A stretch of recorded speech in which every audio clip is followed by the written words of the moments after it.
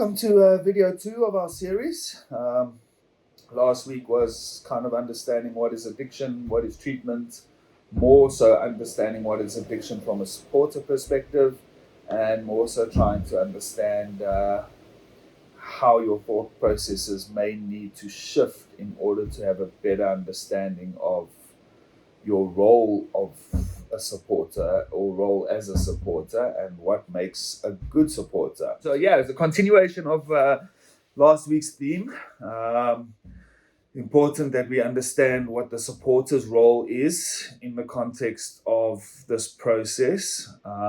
Important for us to drive home your role within your own recovery, not so much your role within the loved one's recovery. Although this may be a foreign concept to you, to come to terms with the fact that you may also be the problem. It is something we need to really look at. Because if our belief is that the problem of our life is the addict and the addict is the problem, and if the addict can just fix themselves, then we won't have a problem anymore, we're probably missing the mark quite a lot.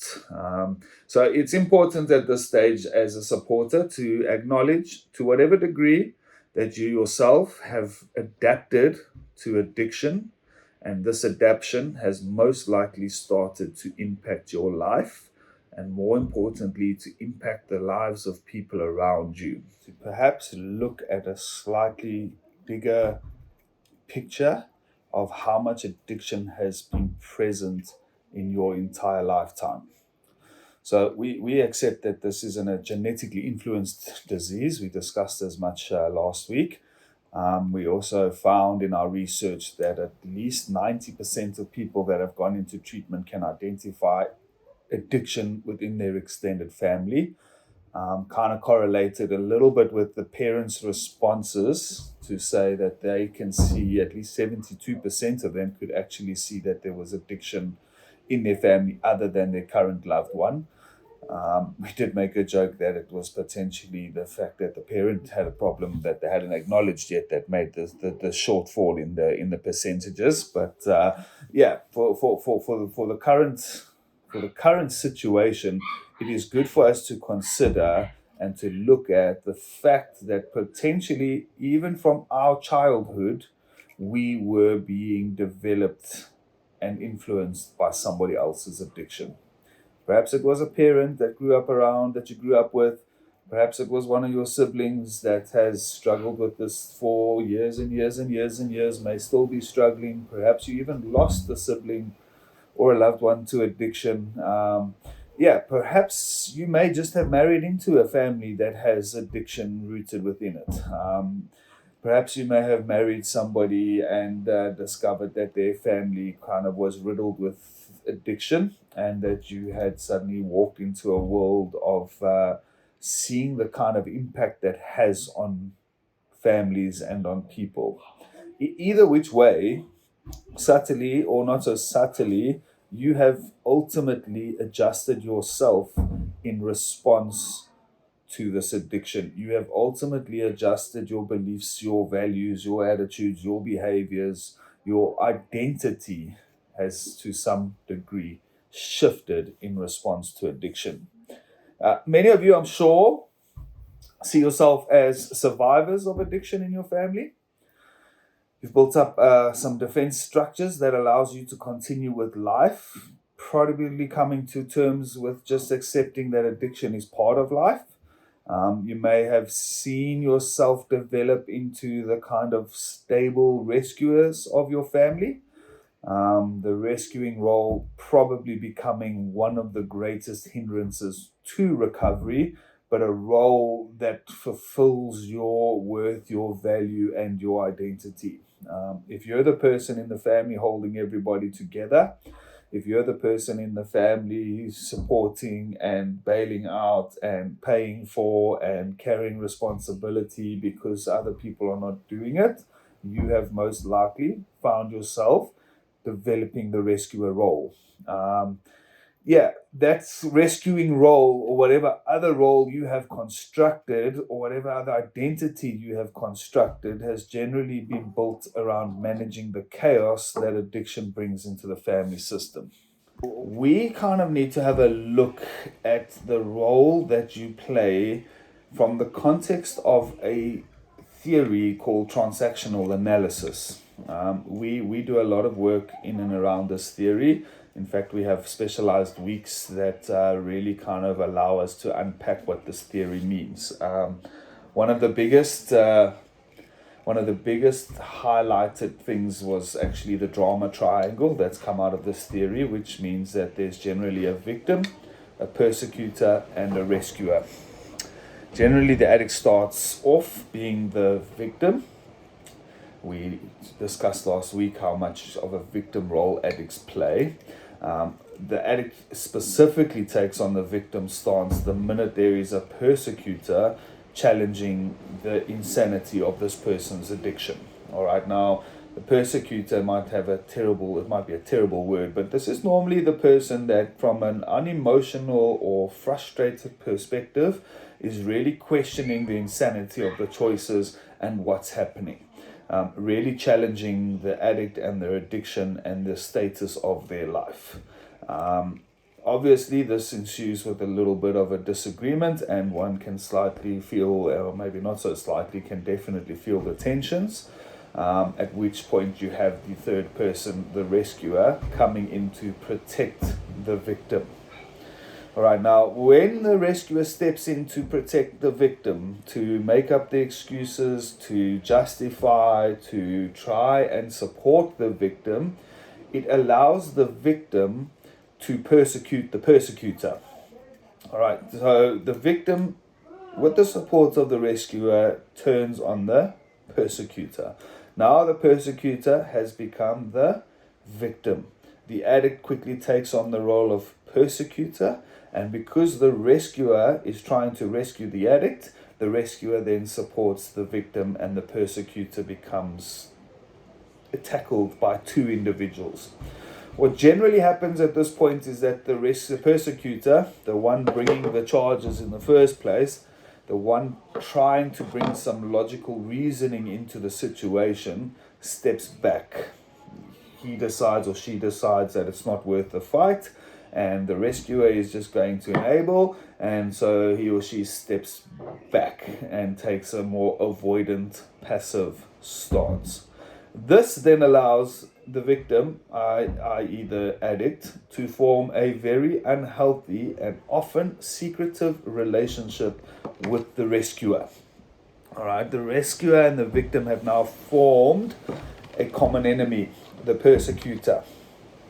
The victim plays off the pity the rescuer gives to them, and takes advantage of the now shared problem of the persecutor.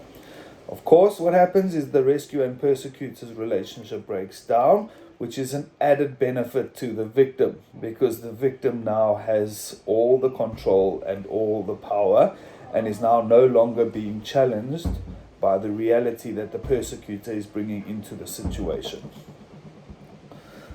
Okay, in the grander scheme of all of this, we look at the ego states theory.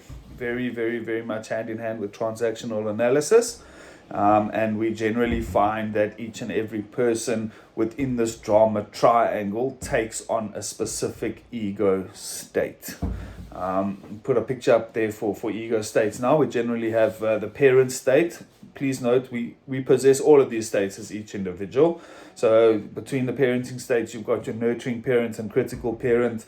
You then have your adult state, and you then have your child state, which is your intuitive child, your natural child, and your adapted child.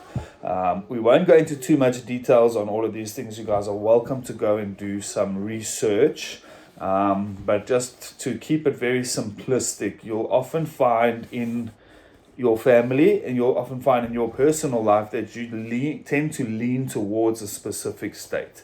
So you'll normally have a nurturing parent in the house, you'll normally have a critical parent in the house, and you'll find that those are the states that you get pushed into most often. Nurturing parent state often playing the role of the rescuer, critical parent often playing the role of the persecutor. What the addict does is they play in the emotions. They're often operating from a sad place or a super angry place or a totally rebellious place, the sad, angry child state. Sad state trying to activate nurturing parent to rescue, angry state triggering critical parent to create situations that require rescuing.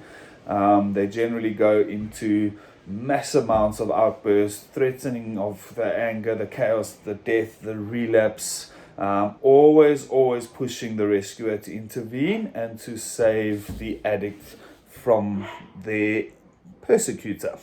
Unfortunately, the minute the rescuer enters to save the addict, they undermine the integrity of the persecutor, often rendering the persecutor helpless and useless. All right, another amazing tactic that as addicts have is our ability to push our parents into their own angry, sad child state. So, the minute we can activate a child state within our supporter and get that supporter operating from an emotionally charged perspective of being sad, angry, and rebellious themselves, what that creates is a huge screaming match in a war. The addict then will slam doors, disappear, go out for the night, not come back for 3 days. Would really drive on the fact that you lost your cool and that this now somehow justifies them to behave the way they're doing. The supporter who lost their cool gets triggered into feeling guilty. That addict then uses that guilt to validate their own outbursts. There is generally an apology and a make-up time between the two. They pretty much just own the fact that they lost their cool, and then everybody gets back to a place of a normal situation again.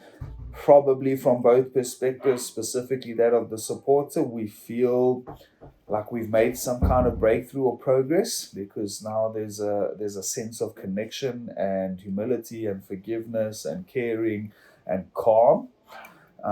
But the addict is just going to use this new calm to kind of continue driving their own agenda.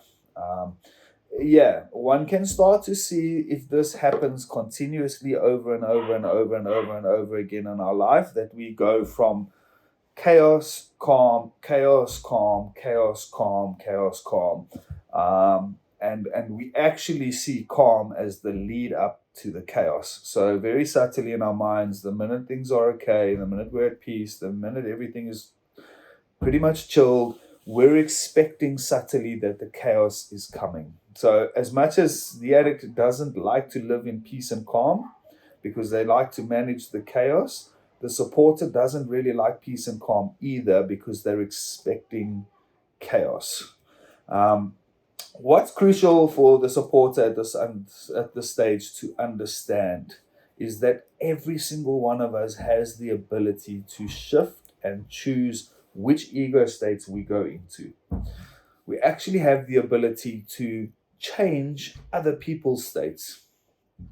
So just by changing the way we're responding, if we respond to somebody in a different state, 9 times out of 10, we're going to trigger in that person a different state. If we keep responding the same way we've always responded, we're going to activate the same states we've always activated.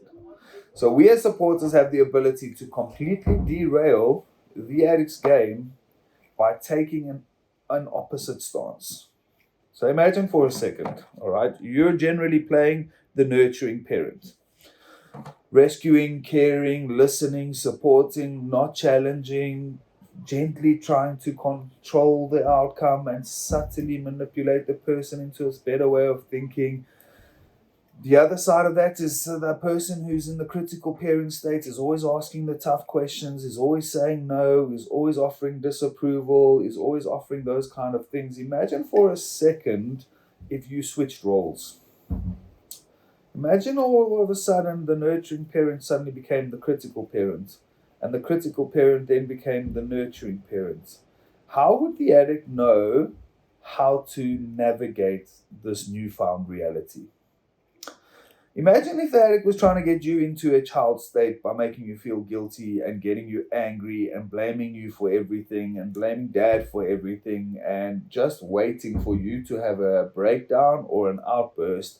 And suddenly you went into a nurturing state towards self. Suddenly you went into, listen, I can't take this anymore. I need to be looking after myself. I've got my own damage. I've got my own emotional hurts. I've got my own issues. Right now, I'm taking a time out to look after myself. And I'm sorry if that impacts on you, but it's something I've got to do.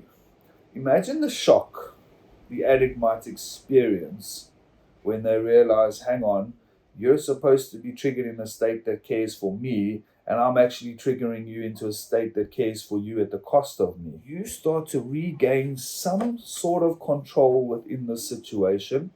More importantly, you start to regain some sort of self control. You have the self control to respond in a healthier manner. You have the ability to respond in a manner that benefits you, even if that's at the cost to the addict. Remember, right up until this point, most of your responses have always come at the cost of you to the advantage of the addict. And that has never led us anywhere good. Task number one, homework. If you can do some reading on the transactional analysis and ego states theory, that would be good. Ask yourself the following couple of questions. One, do you find yourself critical on yourself? In other words, in your head, you're really critical of what you do, but you're extremely forgiving and nurturing on others.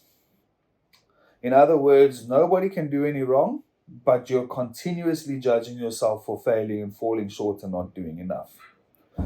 Are you perhaps critical on self and critical on others? Nothing's good enough. You're not good enough. Nothing's maximized enough. Everybody's failing. Everybody's messing up. Nobody knows where they're going. Nobody knows what the hell they're doing. Like, we're just stuck in a total critical of self and others with high expectations and standards that nobody can ever meet. Or are you one that's slightly less prominent, is nurturing on self and nurturing on others? Like, just happy go lucky, everything's going to be okay, feel sorry for myself, feel sorry for everybody else, really just trying to be everybody's happiest person. Nothing can go wrong. Like, it just doesn't drive a motivation for any kind of change anywhere, not within yourself and not within other people. What you find, however, is that you generally fit into one of the above three categories. The one that you need to work on is the one that is less dominant in your life. So if you find you're very critical on yourself and very nurturing on others, you need to start practicing critical on self and, well, nurturing on self and critical on others. If you find you're super critical on both yourself and others, there is a need for you to develop a nurturing self. And if you find that you're the person that nurtures everybody, including yourself, you need to develop the critical parenting state in order to get change. Sometimes in supporters, this is something we need to also look at. Probably one that would hurt a lot more than understanding our parent state is we get stuck in our own childlike state. All right, we get stuck in our own victim state. We get stuck in our own emotional state.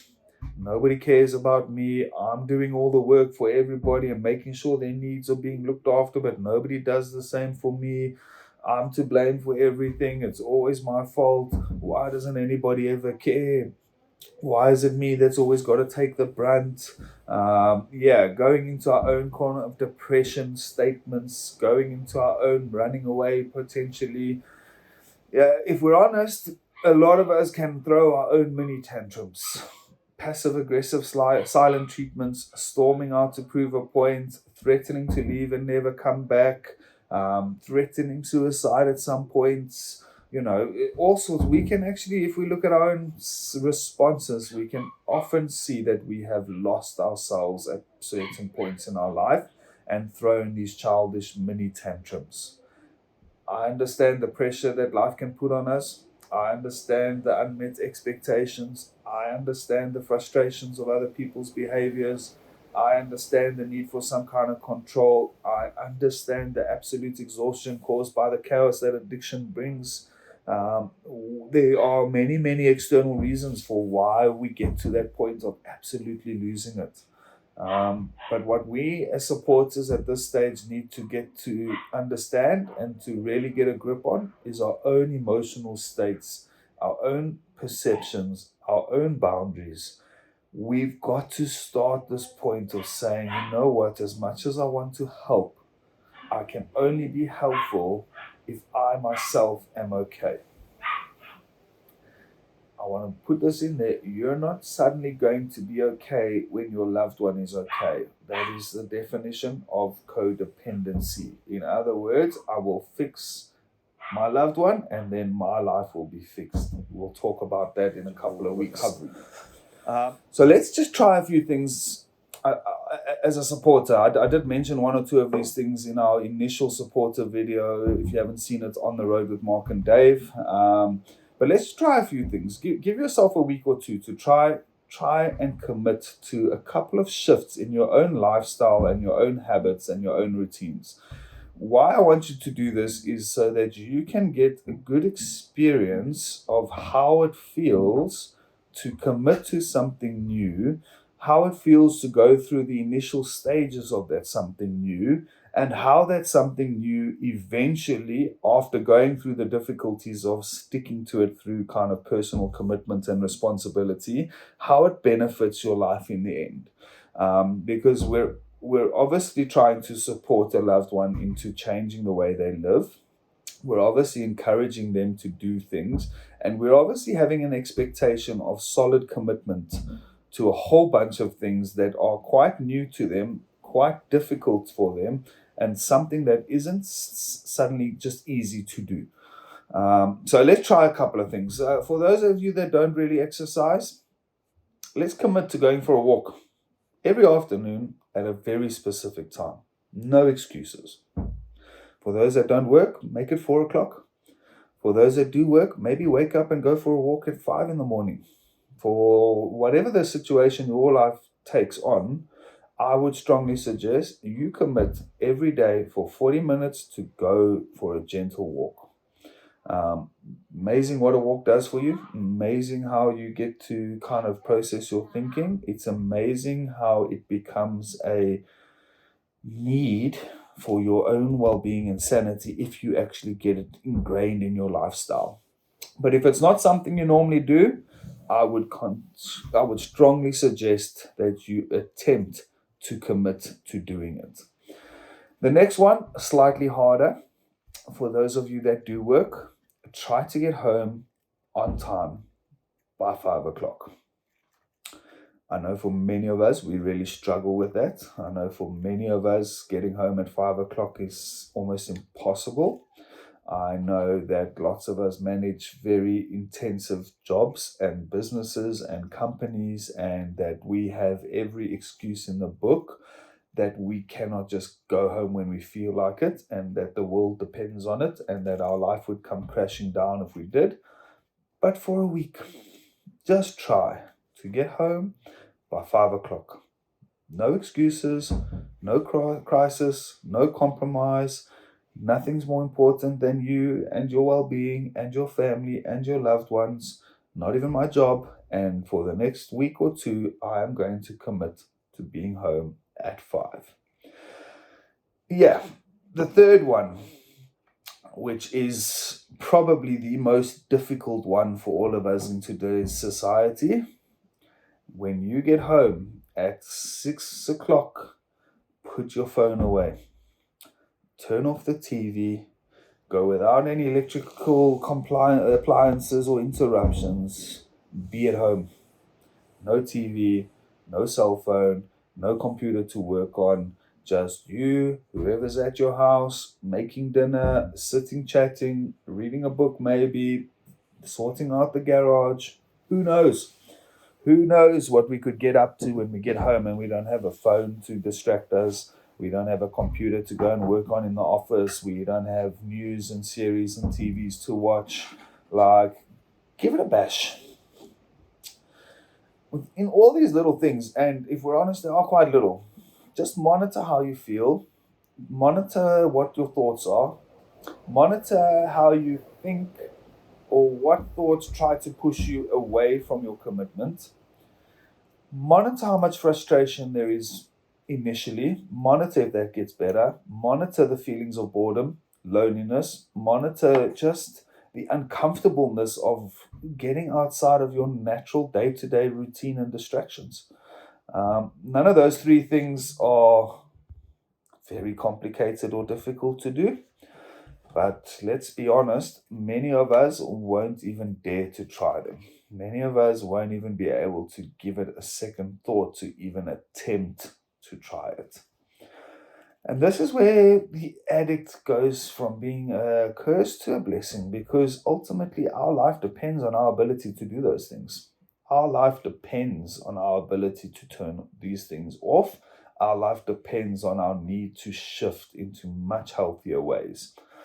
So imagine your life depended on getting home at 5 o'clock and spending quality family time without distractions. Imagine your life depended on it. That would make it quite easy. Imagine, however, that your loved one life depends on it. We're so desperate to help our loved ones in addiction, so desperate to make sure everything goes well, so desperate to make sure we provide everything we possibly can to keep them on the straight and narrow. Imagine their life depended on your ability to put some of these things into practice and to understand to a small degree what they're going through. I'm pretty sure most of you supporters have built very successful lives all on your own. I'm sure many of you have come from nothing and made something out of your life. And I'm sure many of you understand the sacrifice and the hard work that took. And we need to see this as the starting point of your loved one's own sacrifice and hard work, building a foundation to grow into a life that can be sustainable, successful, and full of rewards. I think it's vital at this point to highlight a very fundamental belief that Johara carries and holds. We believe that all addicts have a extremely great purpose, that their potential is ultimately unlimited, that the impact they have on the greater society once in recovery is immeasurable. These people are highly intelligent, gifted, and capable. And they hold the keys to great success. We're not talking financial success, but success in all areas of life. Like, addicts really, really, really have the ability to impact society more than anybody else can, in a profoundly good way. So I think we need to hold on tightly as supporters that while there may be high risk, there is certainly high rewards at stake. We together, Johara, you guys, support groups, etc., can manage that risk. As we can manage that risk, it's always going to be worth going after the high rewards. However, please, if the mentality is we just want to get on with our lives and be normal again, we have lost the bigger picture. Nothing about addiction and recovery is ever going to be normal. Normal is not high enough. Aiming for normal is just not good enough. Just getting on with life, not good enough. Certainly not good enough to motivate, inspire, and keep somebody in recovery. We're aiming for extraordinary. We're aiming for a continuation of life lived in purpose that is guided by principles that produces successful outcomes.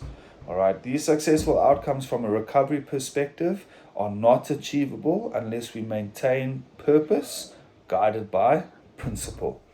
For you to think that your loved one just needs to get a job, if you can just get out of bed in the morning, if you can just find a nice wife and settle down, if they can just be happy, if they can just finish matric, these are too mediocre for what we're looking for. These are goals that are setting the addict up for failure, because the addict is capable of so much more than just a normal job, so much more of just getting out of bed on time, so much more than just finding a nice partner and settling down. We have a purpose to fulfill. We have capabilities that need to be locked into.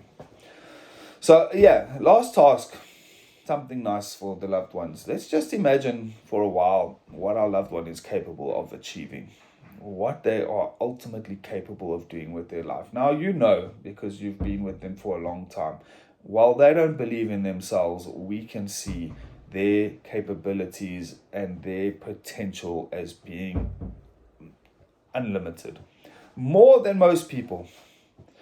So I need you as supporters to think big. Think big. What is this loved one capable of? Now I want you to consider the type of challenges somebody needs to go through, the type of difficulties somebody needs to go through in order to develop the character that makes them capable of managing such an enormous life. And then ask yourself this question, supporters: why are you constantly trying to remove the very challenges and difficulties that build their character? Why are we undermining their potential by removing difficulties that are designed to build character? How has your role of rescuer and fixer and provider of all things that make the addict happy helped them to grow and develop character?